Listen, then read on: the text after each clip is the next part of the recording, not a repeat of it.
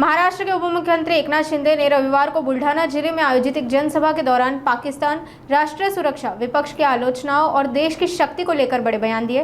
उन्होंने कहा कि आज भारत एक महाशक्ति बन चुका है जो घर में घुसकर दुश्मनों को सबक सिखाने में सक्षम है। खरं म्हणजे आजचा कार्यक्रम हा आध्यात्मिक कार्यक्रम आहे आणि स्वामी गोविंद देवगिरीजी महाराज यांच्या उपस्थितीमध्ये शुभ हस्ते निलेश महाराज झरेकर यांना स्वामी विवेकानंद पुरस्कार प्राप्त झाला आणि त्याला मला येण्याची संधी मिळाली। मी भाग्यवान आहे की अशा मोठ्या कार्यक्रमाला एक वारकरी संप्रदायामधून ज्यांनी 47,000 कैद्यांचं जीवन बदललं, परिवर्तन घडवलं आणि त्यांना सन्मान दाखवला, चांगली दिशा दाखवली, अशा वारकरी संप्रदायातल्या निलेश महाराजांना हा पुरस्कार मिळाला।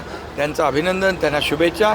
खरं म्हणजे स्वामी आपले गोविंद देवगिरी महाराज यांचा गीता परिवार फार मोठा आहे आणि संपूर्ण देशात नाही जगभरामध्ये त्यांचे लाखो करोडो अनुयायी आहेत आणि ते देखील अतिशय एक देशभक्तीचं काम, हे आपल्या धर्माचा प्रसार करण्याचं काम, या ठिकाणी अध्यात्माचं काम जगभरात करतायत आणि त्यांच्यासोबत येण्याचं योग मला मिळालं आहे आणि म्हणून मी त्यांना देखील धन्यवाद देतो आणि शुभेच्छा देतो। पाकिस्तानला आदरणीय प्रधानमंत्री मोदीजींनी सांगितले गोली का उत्तर तोप गोले से देंगे आणि म्हणून गोळीचं उत्तर तोप गोळ्याने देणार, त्यांना तशाच तसा धडा शिकवणार।